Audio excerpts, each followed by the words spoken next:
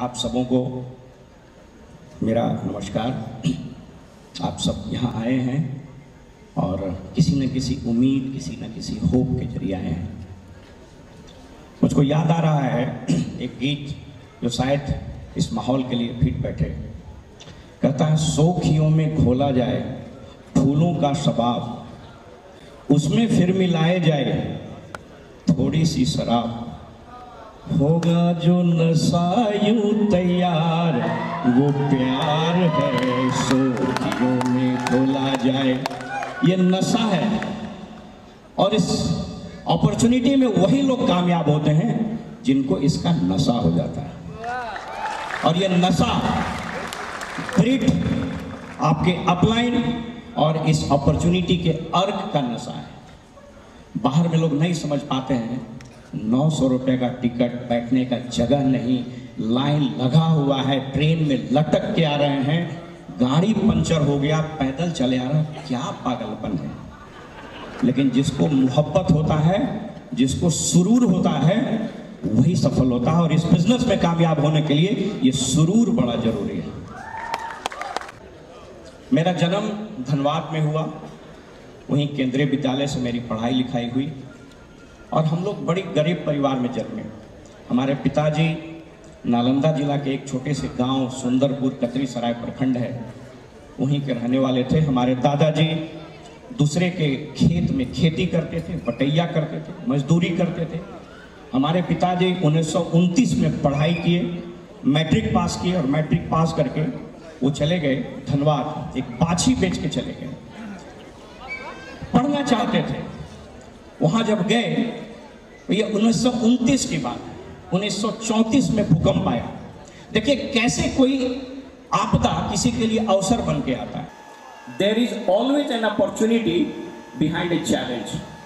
अगर चुनौतियां आती हैं तो अवसर मिला। भूकंप हुआ, सारे लोग धनबाद छोड़ के, बहुत सारे लोग भाग गए। क्वेलरी का जो मालिक था उसका नाम था हसमुख चिंचली। वो पिताजी ने कहा कि ये माइंस बंद हो जाएगा, आप इसमें ठेकेदारी करो, कुछ लीज पर माइंस ले लो। और वो लीज पर माइंस लेने के बाद वो माइन चलाना शुरू किया। मेहनत के बल पर तरक्की किए और धीरे धीरे 14-15 क्वेलरी के मालिक हो गए। उसी बीच हमारा जन्म हुआ और जन्म मेरा जब हुआ उस वक्त हम लोग बहुत एफ्लुएंट थे। बैंकिंग पद्धति बड़ी कमज़ोर थी। शनिवार को मजदूरों को पेमेंट करने के लिए पैसा निकाला जाता था और रात में उस तोशक में भर देते थे। चूंकि इकलौता बेटा हम थे तो रुपया के तोशक पर सोते थे। 17-10-71 नेशनलाइज हो गया क्वेलरी और 12:01 में हम लोग करोड़पति से खाकपति हो गए।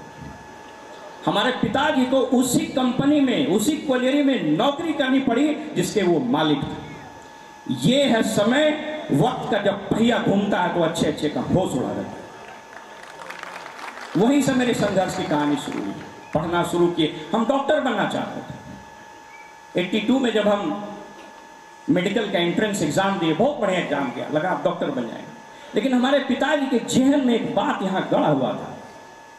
जब नेशनलाइज हुआ क्वेलरी तो उस धनबाद जिले का कलेक्टर हमारे घर पर आके छापामारी किया और सारी संपत्ति को सील कर दिया। वही हमारे पिता के जहन में यह बात थी और हमको बोले कि बेटा डॉक्टर नहीं बनो, तुम कलेक्टर बनो। और वही पावर ऑफ स्पोकन वर्ड्स है, वो बीज कहीं यहाँ पड़ा और शायद मेरे नसीब में भी वही कुर्सी लिखी हुई थी। पढ़ाई पूरी किए और जब हमारी सभी बहनों की शादी हुई तब हमको गरीबी घेरा। दोस्तों, इसी पटना शहर में आपको लगता होगा मैं अच्छा नौकरी करता हूँ, जहाँ समाज जाना चाहता है वहाँ ऑलरेडी हैं, बड़े बड़े ओहदों पर हैं। ये फोरम नहीं है बताने का। इस बिजनेस के अलावा भी मेरा एक प्रोफाइल है। तो जब हम यहाँ पर आए, संघर्ष करना शुरू किए। कोचिंग में पढ़ते थे, फीस नहीं जुटता था, ट्यूशन पढ़ाते थे।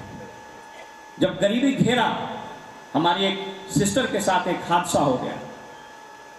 हमारी एक वो बहन, हमारी माँ और पिताजी, कहता है ना जब पैसा साथ देता है ना तो सब परिवार भी साथ छोड़ देता है। लोग चले गए। हमारे पिताजी गेहूं बेच करके हमको पैसा देते थे कि बेटा पटना में पड़ेगा। ये इसी शहर, इसको समझना। ये हम आपको इसलिए सेखी बघारने के लिए नहीं बोल रहे हैं। संघर्ष जब होता है तो इंसान तपता है।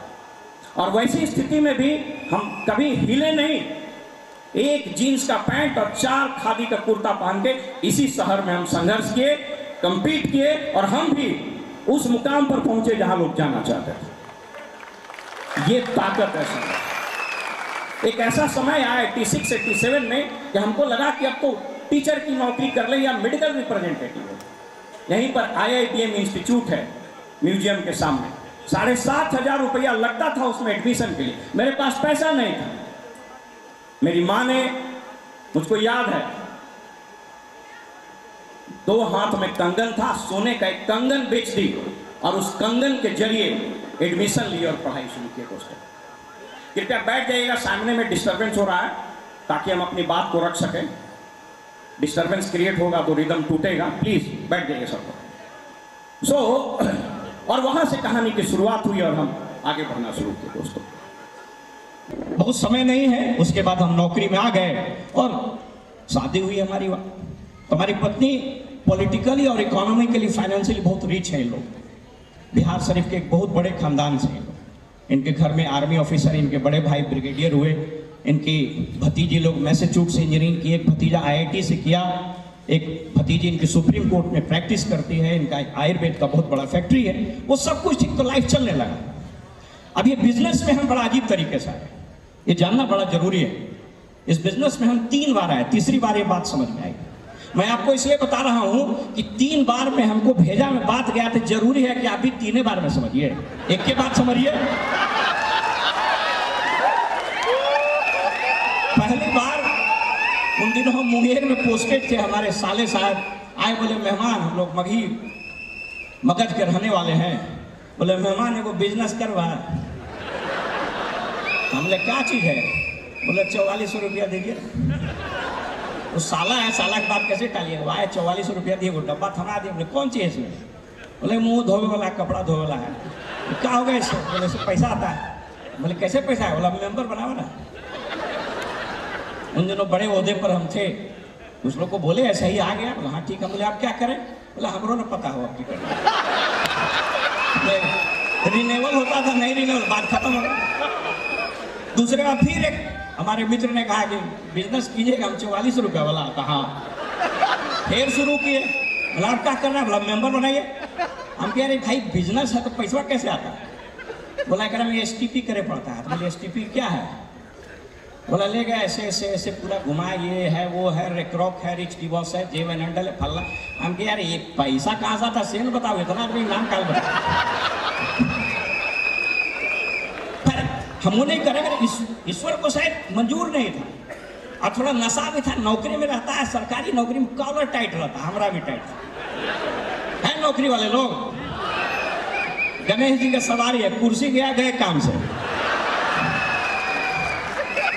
एनीवे, तो शुरू हुआ। तीसरी बार बड़ा अजीब तरीके से बिजनेस में आया। किसी ने हमको ये अपॉर्चुनिटी नहीं दिखाया दोस्तों, आज तक किसी ने हमको दिखाया, उसके बादों किसी ने नहीं दिखाया। थोड़ा नेचर मेरा गड़बड़ था, बड़े होते पर थे, अब बहुत बदमाश मेरा नेचर था। हमको कब कहा दिया था ब्रिगेडियरवा है, एक नहीं जाइएगा तो कुछ से कुछ बोल देगा, डरे हुए नहीं करता। तो एक दोस्त हमारा जो हमसे मेरे साथ पढ़ता था, उसके फादर हमारे सीनियर हुआ करते। रिटायरमेंट के बाद उनकी बड़ी समस्या हो गई, तो उसको हेल्प करने के लिए बोला कि बॉस इसका कुछ प्रोडक्ट वगैरह यूज कीजिए, 100 भी हो जाएगा तो हमको हेल्प हो जाएगा। बोले लाइए, आ जाते हैं। आ गया, और गलती वो क्या किया, प्रियंबर जी से मिलवा दिया। तो प्रियंबर जी आए कि हमको किताब उताब पढ़ने का बड़ा शौक। मेरी कई किताबें लिखी हुई है, Indian institute of public administration के लाइव मेंबर है। मेरी लिखी हुई आंतरिक सुरक्षा व्यवस्था, internal security of India the needed reforms करके किताब दिल्ली के उस लाइब्रेरी में। गूगल पर कई एक आर्टिकल, इनफैक्ट तनख्वाह से ज्यादा पैसा हमको आर्टिकल से आता। ग्लोबल इकोनॉमी, कोसी फ्लड पर हम लिखे थे, विकिपीडिया में मेरा आर्टिकल गया था। बढ़िया, अच्छा सब कुछ चल रहा था और बहुत बढ़िया से नौकरी किए, बड़ी ईमानदारी से, इनक्रेडिबली किए। मेरे चरित्र पर, मेरी नौकरी पर आज तक कहीं से दाग नहीं। इस बिजनेस में अगर आपको कामयाब होना है, आपका बढ़िया चरित्र होना चाहिए। जुगाड़ी या लंथली आदमी इसमें फेंका जाता है। नौकरी में आ गए, बिजनेस में कैसे होगा? तो पचोकरा धर के लाए, ओकरा धारे पकड़े से कुछ ना हो। एनीवे, अब समय बहुत निकलता जा रहा है मेरा, घड़िए पर नजर रहता है, वो लेके खड़ा हो जाएगा, टाइम खत्म। सो एनीवे वो चलता रहा और फिर शुरुआत हो गई। हम बोले कि बॉस क्या करना पड़ा, ऐसे ऐसे कुछ लोगों को प्लान दिखाना शुरू किया, कुछ हाँ कुछ ना कुछ ये प्लान दिखाना। बताए ना, रात दिन एक दिन में 200 300 लोगों को प्लान दिखा। मुजफ्फरपुर में एक जगह बोले कि होम मीटिंग करेंगे, बोले कितना आदमी, बुलाइए ना कुछ आदमी। पहुंचे तो देखे लाउड स्पीकर लगाए हुए, टेंट लगाए हुए। हम बोले कौन सी है, बोले सबको प्लान दिखाना है। सारा दिन लगे रहे और धीरे धीरे चीजें बदलती चली गई। दोस्तों, वक्त नहीं है, हम थोड़े सा अपने ऑर्गेनाइजेशन के बारे में बताएंगे, फिर थोड़ी सी बिजनेस की समय मिलेगी तो बात करेंगे। धीरे धीरे ऑर्गेनाइजेशन बनता चला गया। हमारे पहले ऑर्गेनाइजेशन में एक जो शख्स आया, सील प्रियम, वो भारतीय पेट्रोलियम में बहुत बड़े पदाधिकारी, उनका बड़ा बिजनेस हो गया।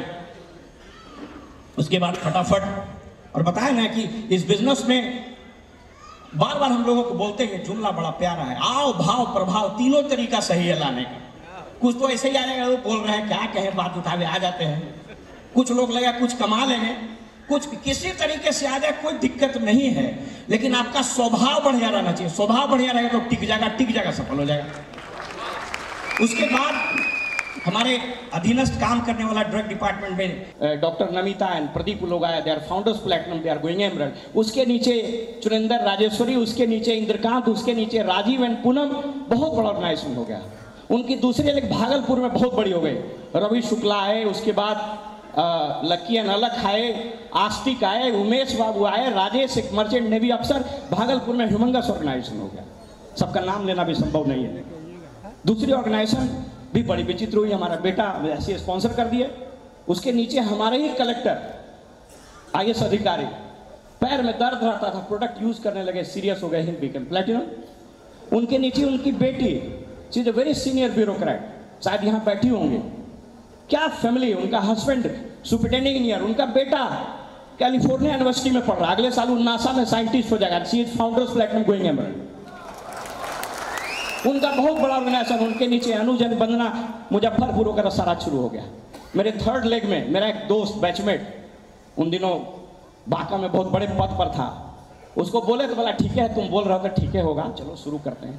5 साल सोया रहा, उसके नीचे हम काम करते रहे और धीरे धीरे एक शानदार लड़का मिल गया, hero Ajay Jha, platinum going emerald and founders platinum, बहुत फिल्म कई एक सिनेमा में काम किया। उसके नीचे फिर शुरू किया, औरंगाबाद में बहुत बड़ी टीम खड़ी हो गई और उनका भागलपुर में भी ऑर्गेनाइजेशन चला गया। मेरे चौथे लेग में मेरा एक नितेश करके सॉफ्टवेयर इंजीनियर हमारे बगल में रहता था, उन लोग स्पॉन्सर हुआ। उसके बाद मेरा भतीजा आ गया, उसके नीचे दिल्ली में टीम खड़ी हो गई, उसका फिर पटना भागलपुर बहुत बड़ा ऑर्गेनाइजेशन बना गया। और उसके बाद एक जो टीम आई, हम उन दिनों लखीसराय में थे, एक दोस्त को स्पॉन्सर किए, ढूंढते PhD डिपार्टमेंट में एक एग्जीक्यूटिव इंजीनियर मिल गए, Arpita and Pranavesh, fire brand leader. Last year 800% उनका ग्रोथ हुआ, स्ट्रेट वे 12-13 महीना में प्लैटिनम चले गए, फाउंडर जा रहे हैं, अगले साल निर्णय ले लिया एमरल्ड चले जाए। इसी तरीके से मेरा छठा लेग नवगछिया से शुरू हुआ, 7वां 8वां 9वां, मेरा 10 लेग इस हॉल में बैठा हुआ। अगर इस राज्य से कोई एक आदमी क्राउन एम्बेसडर जाएगा तो हम होंगे, आप भी हो सकते हैं। दोस्तों, बहुत ज्यादा वक्त नहीं, कुछ बात आपसे हम करना चाह रहे थे। देखिए, ये जो अपॉर्चुनिटी है, इसको क्यों करना चाहिए।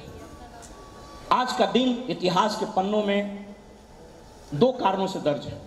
पहला, 13 जनवरी 1919 जलियांवाला बाग हुआ था, याद है? उस दिन भारत के लोग आजादी के लिए संघर्ष कर रहे थे और यहां आज आप हॉल में बैठ के अपने आर्थिक आजादी के लिए संघर्ष कर रहे हैं।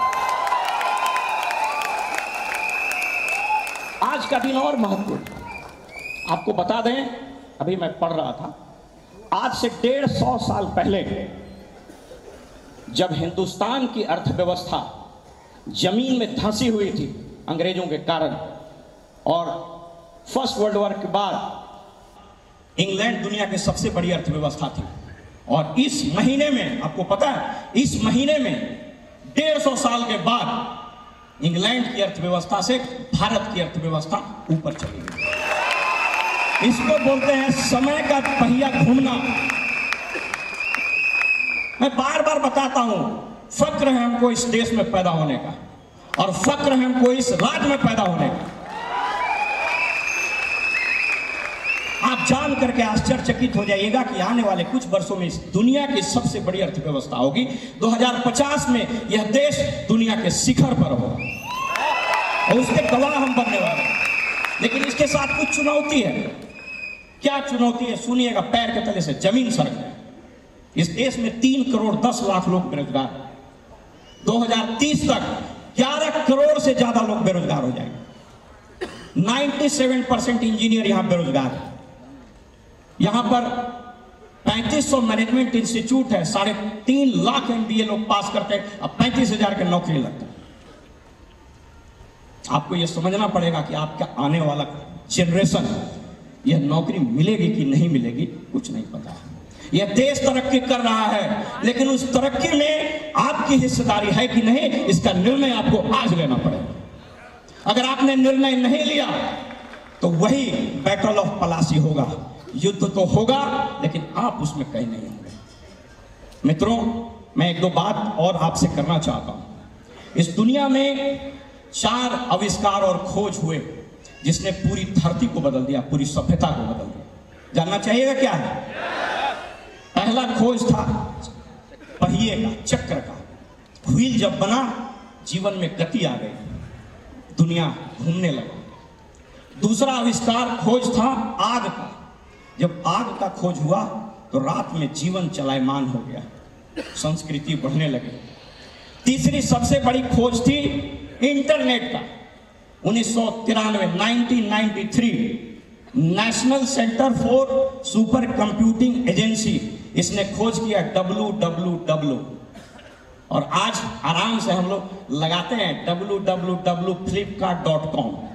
वो जो www है वो 93 में खोज हुआ, इसने पूरी दुनिया बदल दी।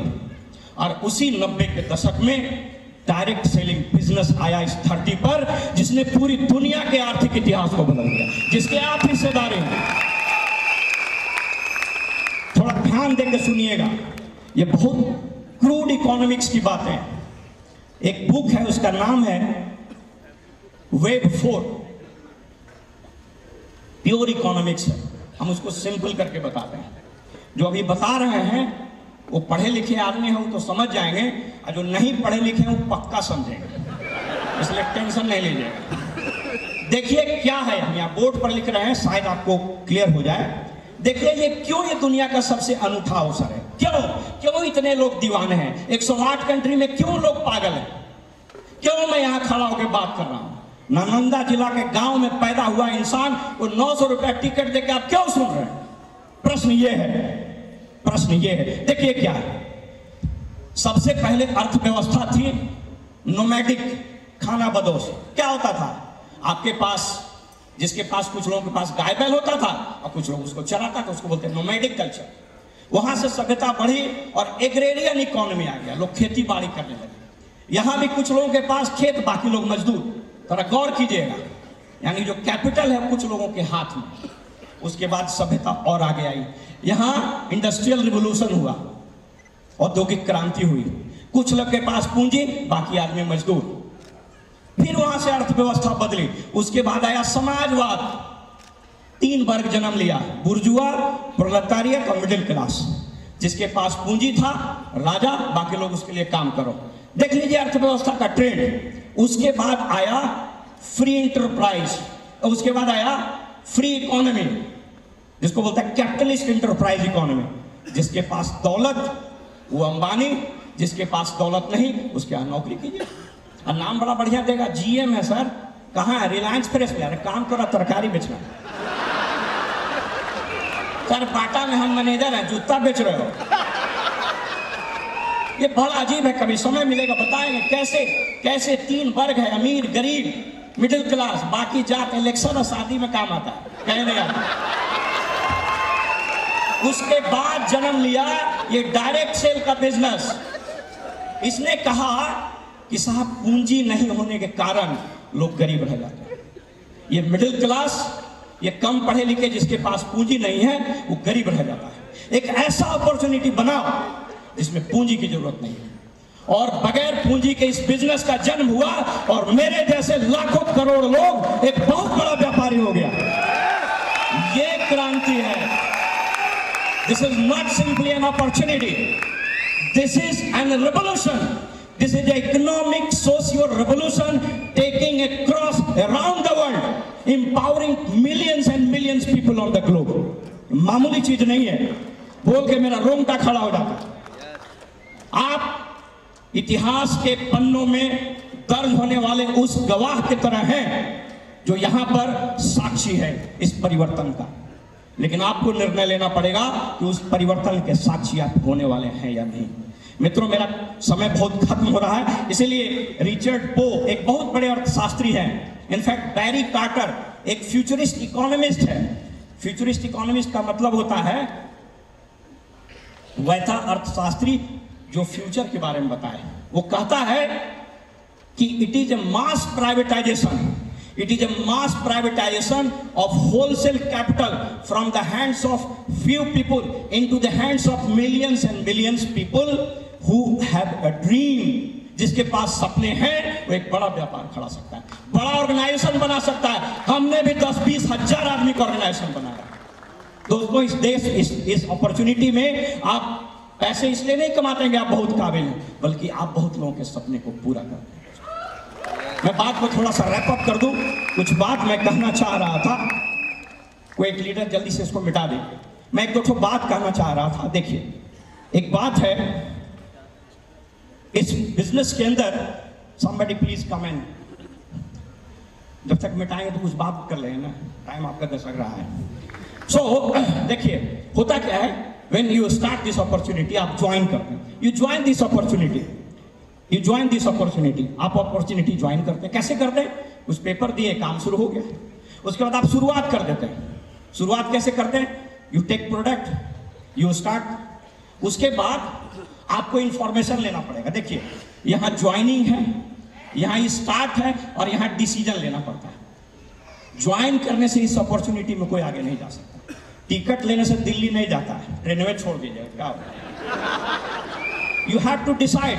डिसीजन किसको बोलते हैं? यहां पर आपको सूचना लेना पड़ेगा, करेक्ट इंफॉर्मेशन। डॉक्टर ब्राइट बता by way of brick world wide, इसके एसोसिएशन में आपको आना पड़ेगा, किताबों को पढ़ना होगा, सीडी सुनना पड़ेगा, मीटिंग में आना होगा। नॉलेज लीजिए boss. So when you take information, आपको यहां पर फेथ होने लगेगा, और ये बिजनेस बेसिकली फेथ से होता है। फेथ से होता है। 5 स्टेज है फेथ का। अगर आपको सफल होना है, इस 5 फेथ से आपको पार करना पड़ेगा। कितने लोग फर्स्ट सेशन में नहीं थे? हाथ उठाइए। नहीं थे जो, बहुत सारे लोग नहीं थे। मैं बता दूं, 5 स्टेज होता है फेथ का। जैसे आप निर्णय लीजिएगा, उस फेज को बोलते हैं नेस्टिंग फेज, घोंसला। आपके आइडिया आपके दिमाग में आएगा। नेस्टिंग फेज कहता है God put some egg in somebody's mind, उसको बोलते हैं नेस्टिंग फेज। अब नेस्टिंग, जैसे यहां पर बहुत लोग के दिमाग में ये आइडिया का बीज जाए, लेकिन अंडवा नहीं फोड़िएगा तो क्या होगा? सड़ जाएगा। अनहैच्ड एग्स आर रॉटन, सड़ जाएगा। उस नेस्टिंग फेज में उसको आपको हैचरिंग करनी पड़ेगी। कैसे हैचरिंग पड़ेगी? किताब पढ़िए, सीडी सुनिए, मीटिंग में आइए, इसके बारे में जानिए। Knowledge is power. उसको फिर अप्लाई करना पड़ता है। Applied knowledge is money. Knowledge is power but applied knowledge is money. उसके बाद दूसरा फेज आएगा, उस फेज का नाम है टेस्टिंग फेज। जैसे शुरू कीजिएगा, किसी को बताइएगा, तुम शुरू कर देला कर लवा हलो है वो औरंगाबाद में, बांका में भी होले छले, नहीं होवे छे, नहीं आवे छे, जाए छे। आराम में देखा है, वाह मर्दबा का पतिया तोड़ो होई चली, ढेर आए लट गई, राजा राम यही है। So it is a testing phase. आपको उसमें और बढ़ना पड़ेगा। जब टेस्टिंग फेज से आगे बढ़िएगा तो आता है investing phase. You will have to invest your time and energy, your money. हमने भी इन्वेस्ट किया, बढ़िया नौकरी करते हैं, क्यों सैटरडे संडे को निकलते हैं लोगों को ये बताने के लिए, क्यों नगरी नगरी द्वारे द्वारे घूम रहे हैं बताने। You will have to invest. In fact rich divorce की एक बड़ी अच्छी किताब है, कभी पढ़िए, उसका नाम है कंपैशनेट कैपिटलिज्म। ये बुक है। कहता है, इस बुक में कहता है, रिच डिवॉस कहते हैं कि 3 एम है, 3 एम इन्वेस्ट करिए, message, mission, message and method. Rich DeVos says in book. Rich DeVos जिन्होंने अपॉर्चुनिटी बनाई, उनके लिए एक बढ़िया ताली दीजिए। पिछले साल उनकी मृत्यु हो गई, समय नहीं है, अन्यथा उनको श्रद्धांजलि भी अर्पित करते हैं। कहते हैं मिशन क्या है? This is not simply an opportunity, is a mission. We work on mission, helping people around the world to lead a successful life. This is the mission. What is message? हम लोग कुछ नहीं plan में दिखाते, एक message उसको दीजिए कि भाई ये तुम कर सकते हो, you can do it. This is the message that you have to do. Plan में बहुत बुकराती बतियाएगा, बहुत ज्ञान बखारिएगा तो कुछ नहीं आएगा। उसको बताना पड़ेगा, अरे भाईवा बहुत आसान काम है, हमरो जो हो तो रोज हो तो इतना जहां बताएगा कि आइए जाइए तुरंत भारी फार्म फगड़ा दी तुरंत। So you will have to transfer this message to him. उसके बाद बताना है मेथड, ऐसे ऐसे होगा। हम लोग सबसे पहले मेथड में बताने लगते हैं। So mission, message and method. तो मैं बता रहा था इन्वेस्टिंग फेज में, जब इन्वेस्टिंग फेज में आप ये काम करने लगिएगा तब आएगा arresting phase. Arresting phase faith का बड़ा विचित्र होता है। वहां भगवान आपका टेस्ट लेंगे। हमको समझ में नहीं आ रहा, प्रियंका जी बोलते थे सर आप तो शुरू कर सकते हैं, बिलीव ही नहीं होता था। अरे हम पिछले साल भी डायमंड जा सकते थे, हम एमरेज के बगैर डायरेक्ट डायमंड जा सकते थे, फाउंडर प्लेटिनम। भेजे की बात नहीं जाता, विश्वास से नहीं हो रहा, फेथ नहीं हो रहा। तो testing time when I decided to go diamond, हम और अजय जी लौट के आ रहे थे औरंगाबाद से, कुछ पॉलिटिकल रिलाइनमेंट हुआ और जिस बड़े ओहदे पर हम हो रहे थे वहां से कल ही मेरा ट्रांसफर होने वाला था। हमको पता चल गया, हमको लगा कि अजीब विडंबना है भगवान की, साल हम डायमंड जाना चाह रहे हैं, कल हमारा यहाँ से ट्रांसफर होने वाला। आई टूक a decision, I went on leave for 7 months, 7 महीना छुट्टी में गए। ये अरेस्टिंग फेज था मेरे फेथ का। भगवान देखना चाहते थे कि तुम करना चाहते हो। आपके पास भी होगा, आपके पास भी होगा। मेरा जिस दिन यहाँ सेलिब्रेशन हो रहा था डायमंडशिप का, उसके 1 सप्ताह पहले हमारे अपने बहनोई का कैंसर से डेथ हो गया, बट आई वॉज हियर। आपको समझना पड़ेगा, दिस इज अरेस्टिंग फेज। और फाइनल होता है क्रेस्टिंग फेज, जहां टॉप पर पहुंच जाते हैं। इस फेज से निकलना पड़ता है दोस्तों। ये कुछ नहीं है, ये अपॉर्चुनिटी स्टार्ट करने से लेकर के क्रेस्टिंग फेज का सफर है। और इस सफर में आपका अपलाइन, ये प्रिंट वर्ल्ड वाइड, इसके जो सीडीज हैं, इसके बुक्स हैं, ये आपको बहुत मदद करेगा। 1-2 बातचीत पर और हम बात करना चाहेंगे, संवाद पर। जब आप कम्युनिकेट करते हैं, when you so plan, basically ये रिच डिवॉस कहते हैं कि don't use people for building your business, use business for building people। हम लोग उल्टा करते हैं। अब डॉक्टर साहब बोल रहे थे ना, आएगा तो 500 पीवी दे देगा, ये महीना हो जाएगा, तो गलत काम से। Don't use people for your business, use business for building people. That is the secret. So संवाद किसको बोलते हैं? कम्युनिकेट करना पड़ेगा। एक बड़ी अच्छी किताब है जॉन मैक्सवेल की, मेरा टाइम अब खत्म हो रहा है, बात खत्म कर देते हैं। जॉन मैक्सवेल की किताब है, कहता है कि 100% कम्युनिकेट करना होगा। 4 पाप हैं, there are 4 sins of bad communication. जार है अपॉर्चुनिटी दिखाने, 4 चीज याद रखिए। अनप्रिपेयर्ड, चले गए बिना प्रिपरेशन के, वहां खोज रहे फेनोप्थलीन, निकाल दिए केरासन से। Don't go अनप्रिपेयर्ड। अनकमिटेड, दिखा देते हैं, करेगा तो नहीं है। Uncommitted, uninteresting. अरे भैया, नेल्सन मंडेला बोलते हैं कि speak the language people speak. वो मेरा समय खत्म हो गया, वो दिमाग में चला कर, मैं रैप अप कर देता हूं जल्दी से। मैं बता रहा था, कहाँ चला गया, उस पर ध्यान चला जाता, गड़बड़ा जाता। कहाँ थे हम? हाँ, तो अनप्रिपेयर्ड, अनकमिटेड, अनइंटरेस्टिंग एंड अनकनेक्टेड। गेला भोजपुर में प्लान दिखावे, बतियावे था मैथिली। कहता है कि अगर आप उस भाषा का प्रयोग करते हैं जो लोग समझते हैं, उसके दिमाग में हिट कीजिएगा। लेकिन उस भाषा का प्रयोग करते हैं जो वो बोलता है, तो उसके दिल पर अटैक होगा। और ये बिजनेस यहां से होता है, यहां से नहीं होता है, यहां से होता है। दोस्तों, मैं अपनी बात को खत्म कर दूं और एक छोटी सी स्टोरी बता दूं। यहां रखना पड़ता है, यहां एक बहुत बड़े आर्मी के मेजर थे, उनका नाम था मेजर नेमेस्मिथ। वो वियतनाम वॉर में उसको अमेरिकन ने पकड़ के बंधक बना दिया, उसको पिंजड़े में कैद कर दिया, बहुत यातना दी, बहुत कोशिश किया छूटने का। वो बहुत बढ़िया गोल्फर था, अब उसको बंद कर दिया। वो अपने दिमागे में गोल्फ खेलने लगा। 7 साल के बाद जब वो छूटा, उसके दोस्तों ने कहा कि गोल्फ खेल सकते हो क्या? कहा कि हाँ। और वो खेला और 18 होल कर दिया। लोगों ने पूछा कि सर तुम 7 साल जेल में रहे, पिंजड़े में बंद थे, तुम कैसे गोल्फ खेल लिए? बोला मेरा शरीर पिंजड़े में बंद था, मेरी आत्मा आजाद थी और उस आत्मा से हम गोल्फ खेल रहे। इस अपॉर्चुनिटी पर आपको मछली की तरह काम करना पड़ेगा। वो मछली पानी में तैरती है, नहाती है, उसी को पीती भी है। यहां चलना चाहिए दोस्तों। ये बिजनेस तकनीक से नहीं, नियत से चलता है। नियत बड़ी महत्वपूर्ण चीज है। नियत बढ़िया था, कोयलवर के पुल आज भी चल रहा है। अभी टेक्नोलॉजी बहुत बढ़िया था, गांधी सेतु गिर गया। So use the नियत, intention in building this opportunity। अगर इसको आपने अपना लिया दोस्तों, आपकी पूरी खेल बदल जाएगी। एक कविता के साथ वाजपेयी जी हमारे प्रेरणा के स्रोत रहे हैं, मैं वो कहना चाहूंगा। वो बड़ी शानदार कविता है, सुनना चाहिएगा। कदम मिलाकर चलना होगा, कदम मिलाकर चलना होगा, बाधाएं आती हैं आए, पांव के नीचे अंगारे, सिर के ऊपर यदि बरसे ज्वालाएं, निज हाथों से हंसते हंसते आग लगाकर चलना होगा, कदम मिलाकर चलना होगा।